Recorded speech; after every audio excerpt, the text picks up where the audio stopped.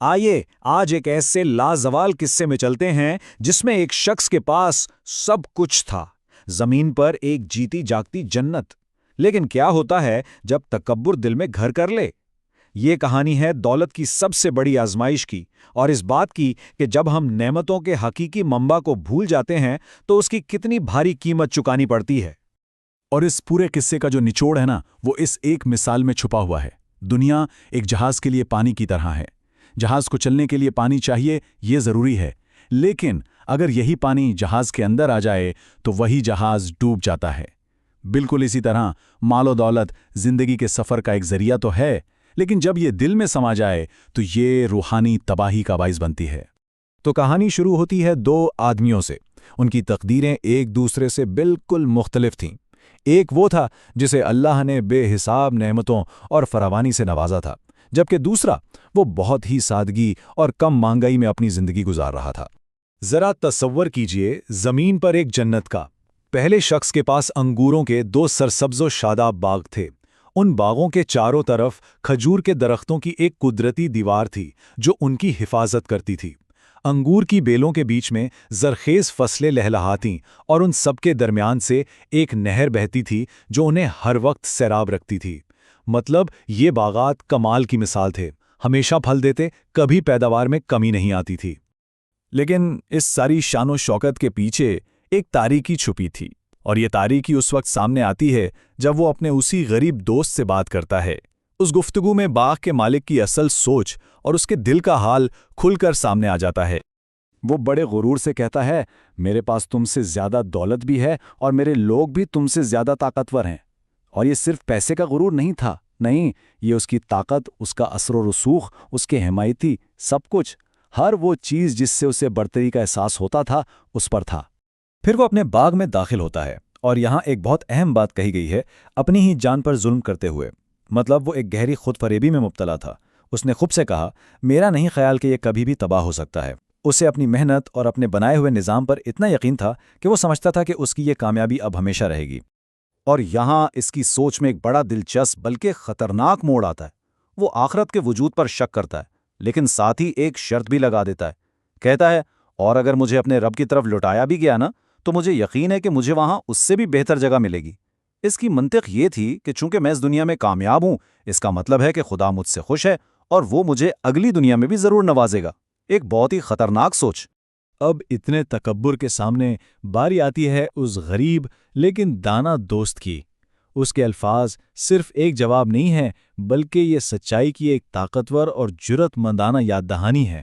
وہ پوچھتا ہے، کیا تم اس ذات کا انکار کرتے ہو جس نے تمہیں مٹی سے پیدا کیا، پھر پانی کی ایک بوند سے، اور تمہیں ایک مکمل انسان بنا دیا؟ یہ صرف ایمان کا سوال نہیں، یہ اس کے دوست کے غرور پر ایک سیدھی چوٹ ہے جو اسے اس کی عاجزانہ حقیقت یاد دلا رہا ہے۔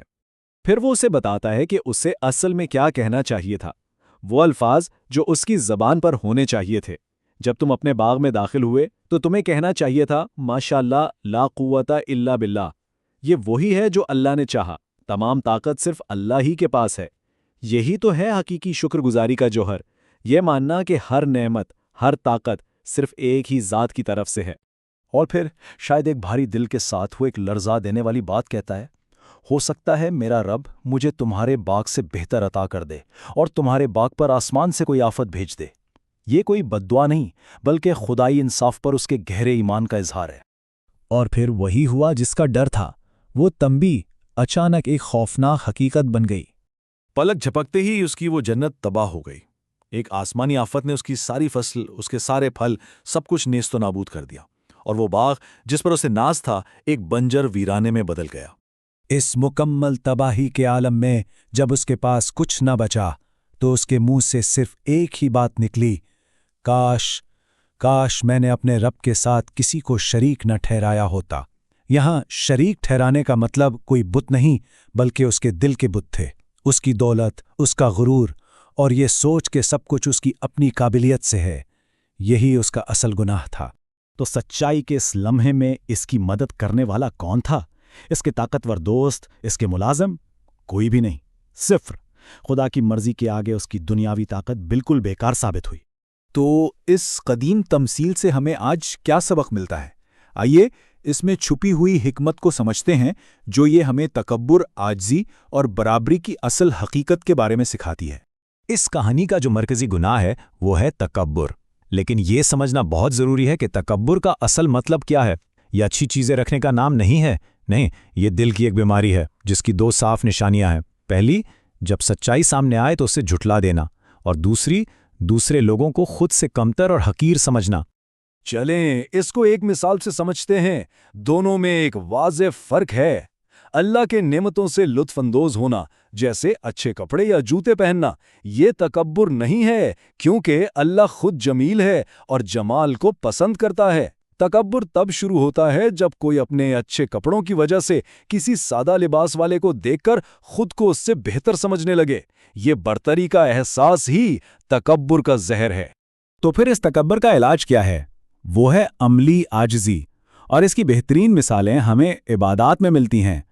نماز کے وقت ایک کمپنی کا CEO اور ایک خاکروب کندھے سے کندھا ملا کر اپنے رب کے سامنے برابر کھڑے ہوتے ہیں۔ حج کے دوران ایک بادشاہ اور ایک فقیر دونوں ایک جیسا سفید سادہ لباس پہنتے ہیں، ان کا دنیاوی مرتبہ وہاں ختم ہو جاتا ہے۔ یہ سب ایک گہری یاد دہانی ہے کہ ہم سب کی ابتدا ایک ہی ہے، مٹی سے، اور اصل قدر و قیمت کا پیمانہ دولت یا مرتبہ نہیں بلکہ تقویٰ اور کردار ہے۔ اور یہ جو سبق ہے نا، یہ صرف ایک پرانی کہانی نہیں ہے، یہ آج بھی اتنی ہی اہم ہے۔ یہ نسل پرستی، طبقاتی تقسیم، ہر اس چیز کے خلاف ایک طاقتور آواز ہے جو انسان کو انسان سے تقسیم کرتی ہے۔ یہ برابری کا ایک انقلابی پیغام ہے جو ہمیں یاد دلاتا ہے کہ ہماری اصل پہچان ہماری مشترکہ انسانیت ہے، نہ کہ دنیاوی کامیابی کے عارضی لیبل۔ اور آخر میں یہ کہانی ہمیں ایک بہت گہرے سوال پر چھوڑ جاتی ہے۔ ایک ایسے معاشرے میں جہاں کامیابی کا پیمانہ ہی مزید حاصل کرنا ہو، مزید دولت، مزید فالوورز، مزید کامیابی، وہاں کافی ہونے کا اصل مطلب کیا ہے؟ یہ ایک ایسا سوال ہے جو ہم سب کے لیے غور و فکر کا متقاضی ہے۔